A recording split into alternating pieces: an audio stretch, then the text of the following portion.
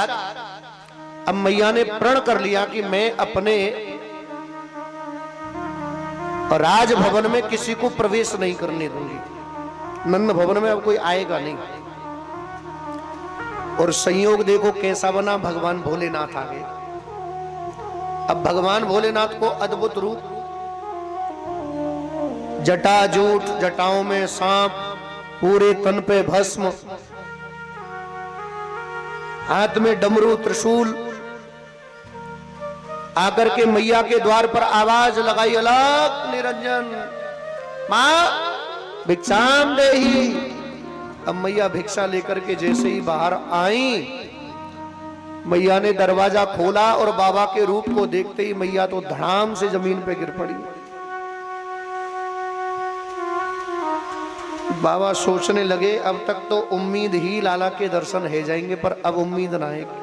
हाँ, अब ना तो भाग सके, क्योंकि भागते हैं तो कहीं ऐसा ना हो कि ब्रजवासी कोई आरोप लगा दे कि मैया मार के बाबा भाग गए हो। हाँ, सो बाबा ने कमंडल से जल निकाला और मैया के ऊपर छिड़का, मैया को होश में लेकर के आए। अम्मा क्या बात है?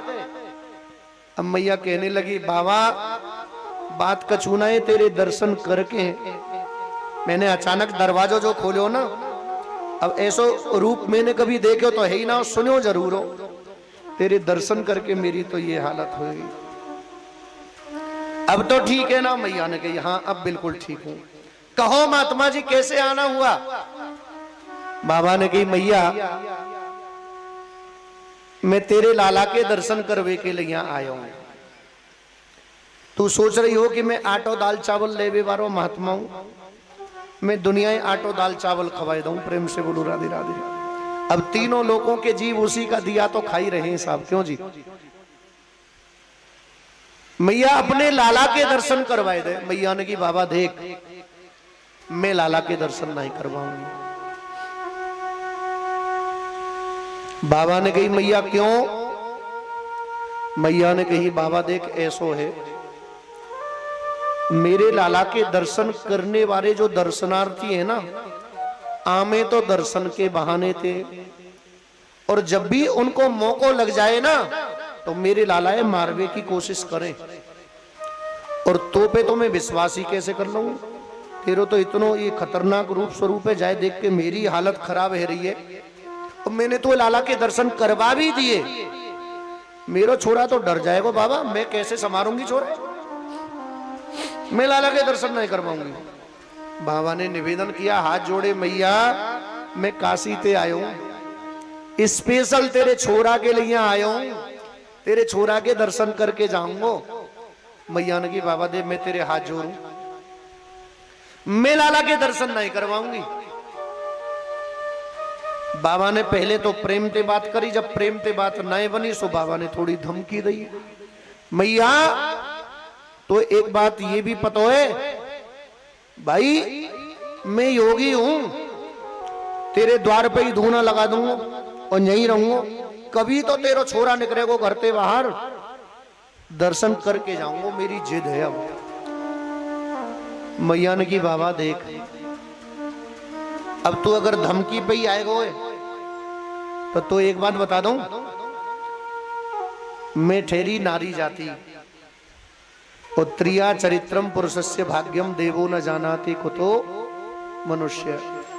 बाबा तेरे पास में भले ही पाशुपतास्त्र होए, चाहे कितने भी बड़े अस्त्र शस्त्र होए, तेरे सबरे अस्त्र धरे रह जाएंगे अगर मैंने त्रिया चरित्र फैलाई दियो तो। ये गोकुल गाम ते तेरो निकरबो भारी पड़ जाएगो। मैं निवेदन कर रही हूं तोते तू शांति ते चलो जा। अब बाबा की समझ में आ गई, बाबा ने ध्यान लगाया, बिल्कुल ठीक बात है, यहाँ में कोई दो राय ना है। नारी जाति से तो ब्रह्मा विष्णु महेश भी हार गए। अत्रि की पत्नी अनुसुईया ने 6-6 महीने का बालक बना दिया और बाबा तो भुक्त भोगी है। सो ये समझ गए, बोले कहीं ऐसा ना है जाए अनुसुईया की तरह ही घटना घट जाए। प्रेम से बोलो राधे राधे। बाबा ने निकलने में भलाई समझी, यहाँ से जाने में भलाई है। सो बाबा बड़े दुखी मन से, भारी मन से वहां से निकले। आप लोग ब्रज की यात्रा पर कभी गए होंगे तो नंदगांव गए होंगे, आपने आशेश्वर महादेव जी के विषय में सुना होगा, और नहीं सुना हो, नहीं गए हो तो जब भी कभी नंदगांव जाओ, नंदगांव से अगर इधर से जाओगे कोसी की तरफ से, तो उल्टे हाथ पे, बाएं हाथ पे आसेश्वर महादेव जी का बड़ा दिव्य मंदिर है। और वहां एक छोटा सा वन भी है। पहले तो बहुत विशाल था, अब तो वो छोटा सा रह गया है। भगवान गाय चराने के लिए जाते थे। बड़ा सुंदर सरोवर है और वहां पर बड़ा ही दिव्य, आपने देखा होगा अगर गए होंगे तो। आसेश्वर महादेव के नाम से आज भी शिव विग्रह वहां पर स्थापित है।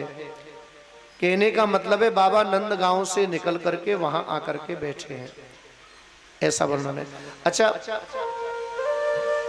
कई लोग इस घटना को गोकुल की बताते हैं, ये जो भगवान भोलेनाथ के आगमन की घटना है, और कई लोग इस घटना को नंदगांव की बताते हैं। अच्छा, नंदगांव तो बाबा नंद का अपना गांव है, और गोकुल समझ लो खिरक, प्रेम से बोलो राधे राधे, जहां गाय निवास करती थी। क्यों जी, गौशाला कहीं भी बना लो अपनी, और नदियों के किनारे ही बनाई जाती थी।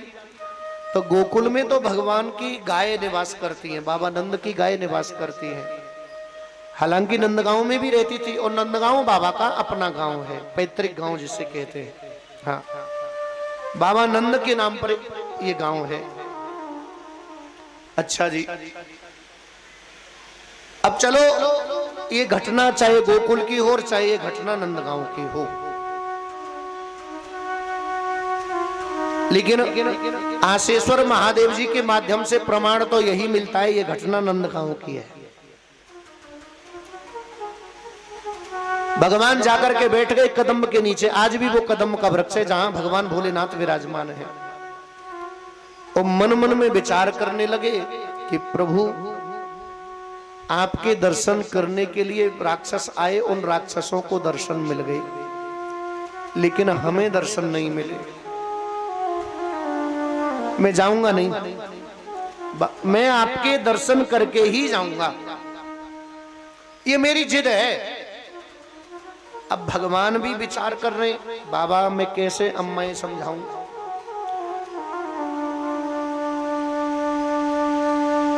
भगवान ने फिर वही उपाय किया। कौन सा? जिस समय पालना झूल रहे थे, रोए थे ना, रोना ही शुरू कर दिया। भगवान ने रो रो करके समझ लो आज मैया को भी बेचैन कर दिया। हमारे ब्रज में कह दें कि रो रो के घर भर दियो, प्रेम से बोलो राधे राधे। और बालक जब बिगड़ जाए ना, जब गुस्सा है जाए, कोई खतरनाक सो बालक हो, जिद्दी सो, मैया संभाल ले, बाप संभाल ले, बाबा संभाल ले, दादी संभाल ले, समरे ना है ना जी, काम करके मानूंगा।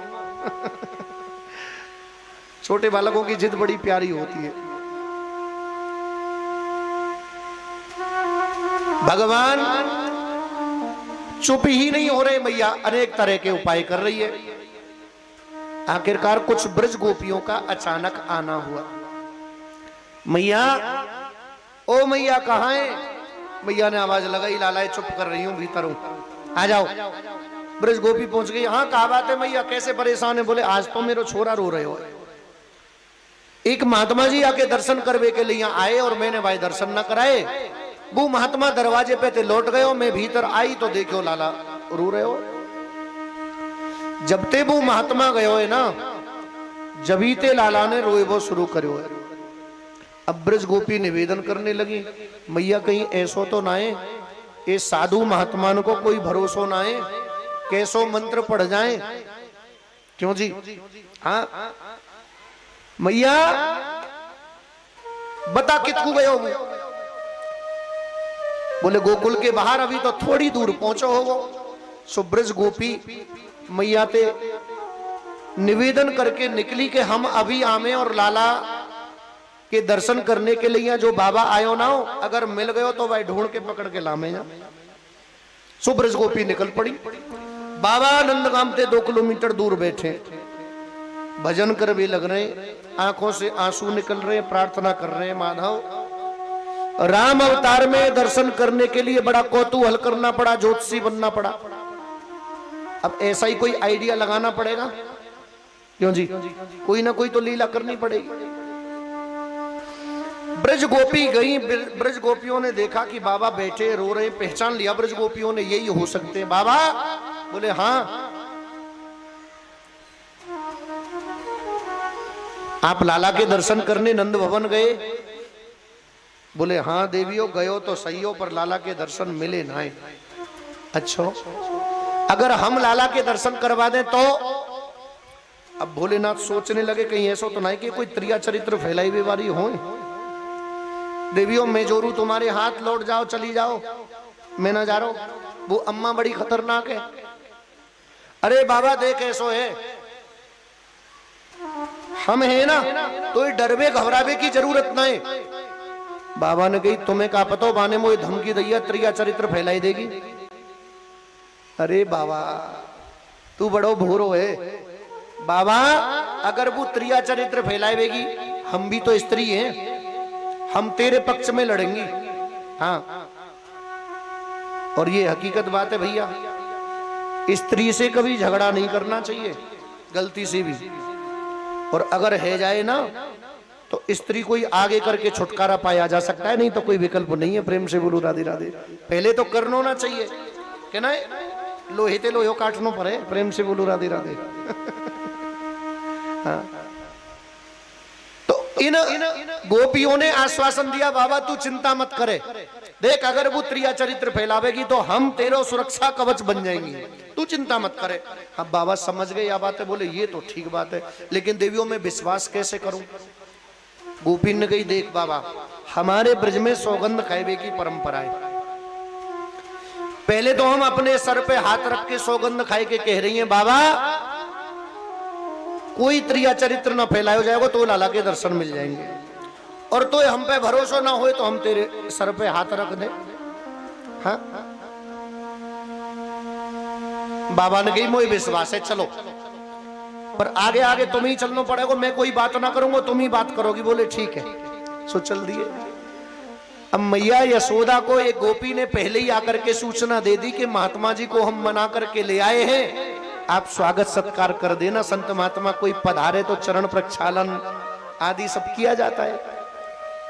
तो मैया सुंदर आरती का थाल लेकर के दरवाजे पे खड़ी हो गई। महात्मा जी आए, अब महात्मा जी मंद मंद मुस्कुरा रहे हैं। वाह मैया मैंने तेरे हाथ जोड़े, तेने लाला के दर्शन के लिए साफ नहीं कर दी, और अब देख ले तेने खुद खबर भेज के मैं बुलायो। मैया मन ही मन कह रही है बाबा कोई भी मैया अगर झुकती है ना तो अपने बच्चों के दर्द के लिए झुक जाती है, नहीं तो दुनिया में कोई शक्ति उनको झुका नहीं सकती है। प्रेम से बोलो राधे राधे। बच्चे के जीवन में संकट आ जाए, कष्ट आ जाए तो कोई मां बर्दाश्त नहीं कर सकती है। महात्मा जी बात झुकने की नहीं है, लेकिन अपने लाडले के जीवन की रक्षा के लिए या उसकी प्रसन्नता के लिए तो मुझे 100 बार झुकना भी मंजूर है। भोलेनाथ कहने लगे मां मैं तुम्हें झुकाने के लिए नहीं आया, मेरा तो एक ही निवेदन था लाला के दर्शन करवा दो। अब भोलेनाथ समझ तो रहे कि लाला की लीलाएं रोएवो धोएवो कचनाए, लाला ने या बहाने दर्शन करवे के लिए यहाँ बुलाए लियो। सो महात्मा जी जा पहुंचे भैया नंद भवन में। लाला ने बाबा के दर्शन करे, बाबा ने लाला के दर्शन करे, तो बाबा के दर्शन करते ही लाला खिलखिलाए के हंस दिए। तब मैया यशोदा कहवे लगी ये जरूर महात्मा ने कोई दूर की चोटी मारी। बाबा की समाधि लग गई लाला के दर्शन करके, मोहनी मूरत सांवरी सूरत। आहा, जैसे ही बाबा की समाधि खुली मैया को प्रणाम किया, मैया तुम्हारो लाला अब ठीक है और रोए वो बंद है, वो मैं चलूं। सो मैया यशोदा ने एक प्रार्थना करी है, और वो क्या प्रार्थना है कि रे रे जोगी नंद भवन में तुम ब्रज में वासो कीजे, और जब जब मेरो लाला रोवे तू तब तब दर्शन दीजे। महात्मा जी अब तो आप नंद भवन में ही रहिए। महात्मा मुस्कुरा दिए, कहा तो नंद भवन में कदम ना रखन दे रही मैया, और कहा अब महात्मा जी यहीं रहो। महात्मा जी ने कही मैया हम तो योगी यति सन्यासी है, चलते फिरते रहे, हम एक जगह ना रुके करें। मैया ने कही ना बाबा आपको रहना पड़ेगा। मैया निवेदन करने लगी, हाथ जोड़ के खड़ी हो गई, बाबा को नहीं जाने देना चाहती है। बाबा ने कही मैया जो बता मोते तो फायदा का हो, तो मैया ने बताया, बाबा मुझे एक लालच है तुमसे। क्या लालच है? कि रह रे जोगी नंद भवन में, तुम ब्रज में वासो कीजे, और जब जब मेरो लाला रोवे, तू तब तब दर्शन दीजे। जब जब मेरो लाला रोवे, तू तब तब दर्शन दीजे। मैया बाबा से कह रही है, बाबा देख, अगर तू नंद भवन में रहेगो ना, ये मेरो छोरा जब जब रोवेगो, मैं तो कहां ढूंढती फिरूंगी। तू यहाँ रहेगो तो मेरे छोरा ये संभाल ले करियो। क्यों जी? एक बात बताऊं, बाबा की और नातियों की या नातनी की बड़ी घुटती है। प्रेम से बोलो राधे राधे। हाँ, जिस बाबा के पास में उसके नाती और नातनी रहना है, उसकी समझ लो 20 साल आयु बढ़ जाती है। लेकिन जमाना बदल गया है। बहुरानी बालकों को लेके कभी दिल्ली तो कभी गुड़गांव, कभी फरीदाबाद, कभी गाजियाबाद, कभी बंबई, कभी कलकत्ता। नहीं, बाबा को और अम्मा को नाती और नातनी का सुख मिलता ही नहीं है, क्या नहीं?